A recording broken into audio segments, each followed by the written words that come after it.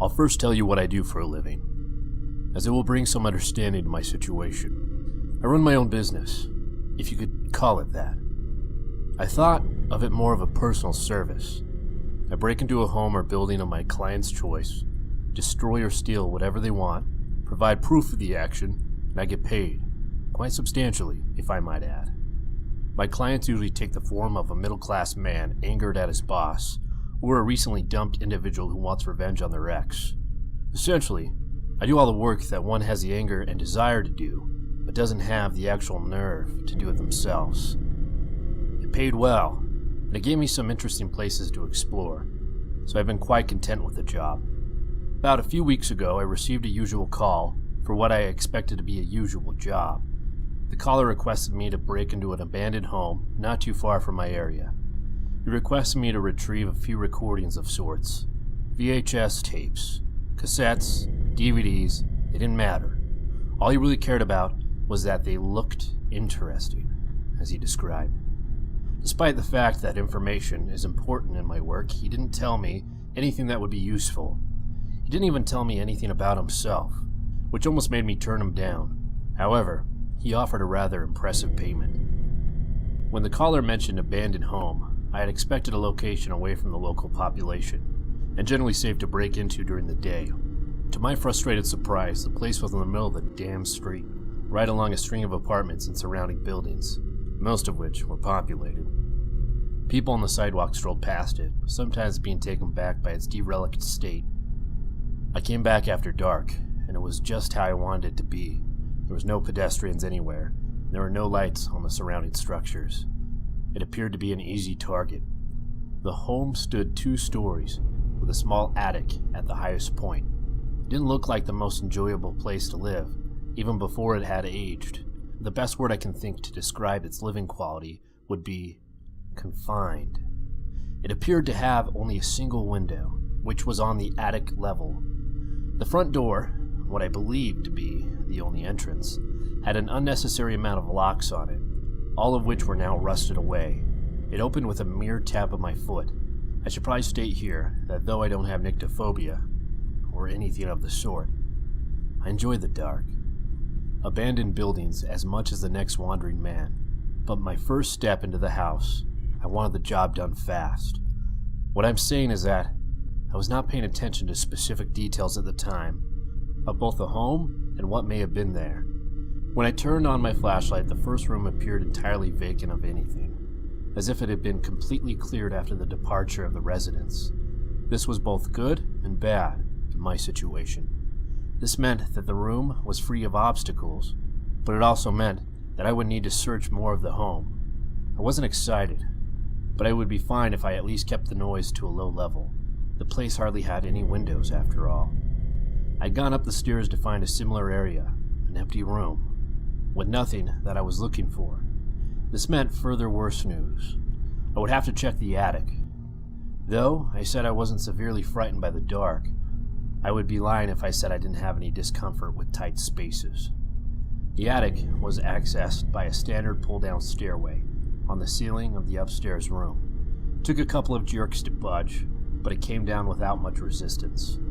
A large cloud of dust covered my view for a few seconds, which made me realize how old the place really was. Each step on the stairway made a high-pitched creak, to where it became more irritating than unnerving. The last step brought me inside the attic, which showed the only window in the house. A bit of moonlight shined down into the small room, which helped ease my tension by a small, yet meaningful amount. Scanning the room, I caught an eye of a few boxes in the corner. There were 3 aged cardboard boxes, all packed with a number of old VHS tapes. No DVDs, though the place was so old that I didn't expect to find any. I was in a rush to get out of there, so I didn't take much time looking through them. I didn't even pick out a few. I just grabbed the heaviest box and dragged it to the ladder. I didn't realize how much I had in the box until I dropped it on the floor, in which it made a rather loud crash that seemed impossible for its size. Several tapes most likely broke in the process. Though I didn't stop to check, I just wanted to be out of there. When I reached the bottom of the ladder, I didn't bother putting it back up. This is where I first saw something strange.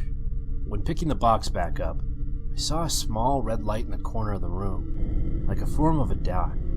It wasn't moving, but I still stormed up the stairs. Grew paranoid. Investigating it wasn't my concern. I arrived at the top of the stairs, and I observed something else. The house had another level, which I assumed to be the basement. There was another stairway leading downwards that could only be seen if one was looking down the stairs at the second level. At the bottom of the stairway was another faint but noticeable red dot. I was carrying the heavy box of tapes, so I didn't have to stand to shine my flashlight on it, nor on the previous one. Then, I tripped. There's no other way of describing it. I tripped and tumbled down the entire fucking stairway, all the way down to the first floor. I should have broken a leg or my back in the process, but the box of tapes managed to break my fall in a miraculous way. The VHS tapes scattered all across the bottom of the stairs. I picked up 3 tapes that were closest to me. My body hurt like hell, but I was more focused on the fact that I just made a noise similar to a damned police raid. I made it back to my car, and then my home, without issue. I woke up the next morning with aches all over. I hadn't gotten caught, which was what I cared about. I called my client numerous times. Just as I predicted, he never answered. The number he gave me didn't even have an answering machine, as if it had been disconnected. I was quite sure that this client was going to be a no-show, which made me grow quite frustrated. Most of the time, I'm able to steal other items during a raid, so a client not paying wasn't a total loss. However, there wasn't hardly anything to even look at, let alone steal, in the abandoned home. I was left empty-handed after all the frightful work I had gone through. All I was left with was the tapes. I decided to give it a look, just in case the client called back asking what I obtained. I was surprised to find that even I still had a VHS player in my closet. Because the tapes had no form of labels on them, I played the first one on the stack of 3. The first tape I played was just static for a few minutes. I was about to stop it when it cut out to a picture. There was a date on the lower left corner of the screen, which was August 2nd, 2010, displayed as 8/2/10. It was a footage of a small room which was vacant of any furniture. It looked to be in degrading condition. The video appeared to be in a form of night vision, so the room must have been dark. It was lifeless footage until a door, close to the camera, opened. A young woman walked through, and the door shut behind her as she walked in. She started yelling, "Michael! Michael, it's me. Where are you?" She turned around in circles, appearing to search for something. There was a frantic, worried look of expression on her face. She waved her arms around in the dark before taking her phone out as a source of light. She walked to the end of the room and took a left at what appeared to be a stairway. The footage went static a few seconds later. Now, I have an idea of where this footage may have been taken, but I refused to believe it at the moment of watching the tape. Didn't want to watch another just for that reason, though, for my own safety, I had to know if my paranoia was correct. The next tape started similar to the last, static for a few minutes, then it cut to footage. It was the footage of another empty room, which appeared to be the same decaying state as the last. The footage also had a date and time, but it was March 14th, 2013. More than a year's difference. Someone came in from a small hallway leading to the room. This time it was an older man. He had a flashlight and looked to the roof. He pulled down the staircase that led to the attic. This is where I flipped shit. Those red dots, those dots in the corner of the rooms, they were cameras, and they were rolling. The abandoned house was rigged with them. More than I probably even saw. I at first believed it must have been some sort of police setup, in which I immediately checked all of my windows to see my home was surrounded. I thankfully found nothing. I went back to the tape, and the recording showed the man climbing up the ladder into the attic. He too looked as if he was looking for something, or someone, but he never actually spoke. He also never shined his flashlight around the room, so I doubt he even noticed the camera. A few seconds later, after he was in the attic, the footage ended, but I did notice something. Just moments before the footage ended, the camera moved, as if it were picked up just at the last few seconds. I went immediately to the third and final tape.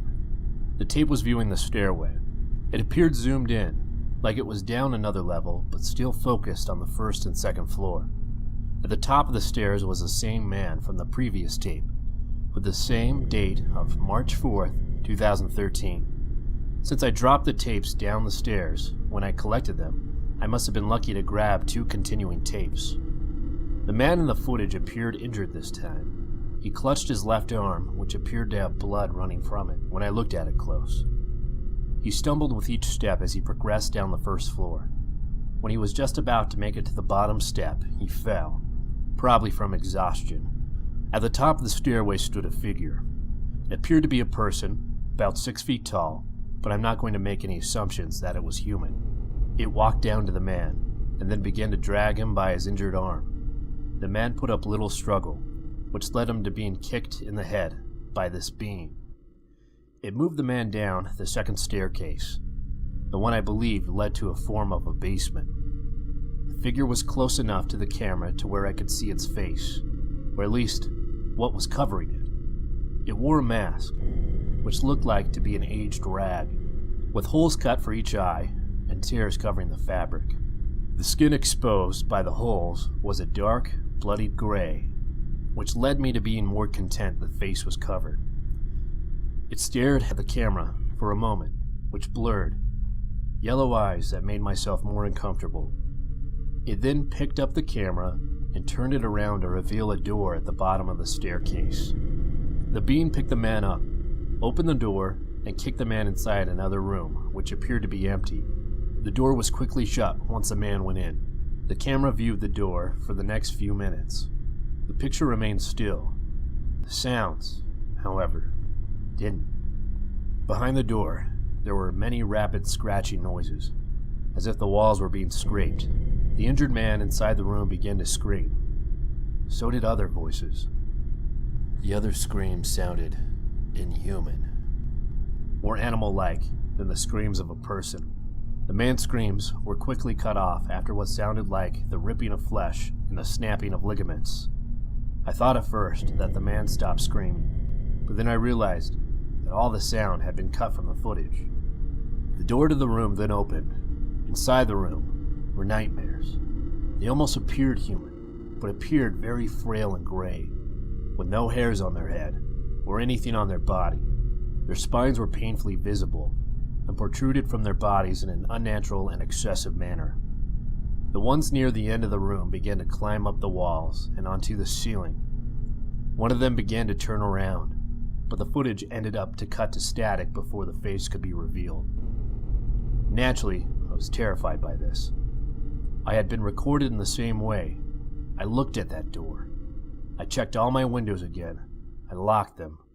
I stayed indoors for a few days, keeping a constant watch of it. I was, ironically enough, being watched. I burned the tapes. When I was sure that I hadn't left any sort of trail from my visit to that house, I began to go out again. I occasionally took another job, but none that involved abandoned homes or structures.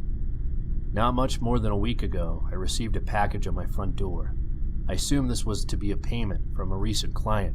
Some would pay me by a quick drop-off. I opened it to find 3 VHS tapes, which appeared to be in new condition. They were each marked with a number going from 1 to 3. I breathed. There was no reason not to watch. I played the tape marked with 1 first. It was a footage of the same abandoned house as before, and it was the camera in the first empty room. A few minutes passed, and someone entered. It was a younger man who wore dark clothing as if he wanted to be kept hidden. It only took me a second to realize that this man was me. The tapes were of me when I entered the home. It grew cold. I went straight to tape number 2. The second tape was a recording of the staircase, with a camera planted near the door to the basement. It showed me stumbling out of the hallway to the stairs, with a box of tapes in both hands. I took a few steps down, then I watched myself trip and fall. Except, I didn't exactly trip. I was pushed. A figure at the top of the stairs, wearing the same rag on its head as the older tape, had shoved me. Wasn't enough force to where I couldn't have felt him behind me, but enough to where I'd lost my balance with the box in my hands. The footage showed me jump back to my feet with 3 tapes in my hand and running off screen. The masked being only ran to the bottom of the staircase and watched me run, and then walked slowly down the second flight of stairs and looked into the camera for a few seconds. The footage ended. I was in more fear when I had watched the previous tapes. My paranoia of being followed became more severe. It took every fiber of courage in my body to keep watching as I played the 3rd tape. I shook. The tape wasn't of an inside of the house. The camera was being held outside at a different location. The camera holder walked on the road for a few minutes until focusing the camera on a single home.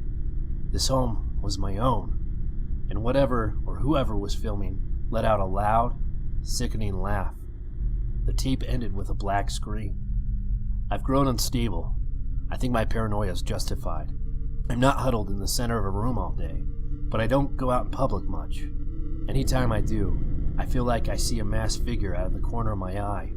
Perhaps it's just a fabrication of my mind, but I even sense it right next to me in some places. There are a few days where I hear a knock on my door, only to find a single tape on the doorstep. Each is very similar to the last. It's always footage of my own home, usually during the day, but other times at night. And with each tape, the camera's getting closer. Hey, Mr. Evil Deeds here. Subscribe if you liked it, and as always, thanks for watching. Bye.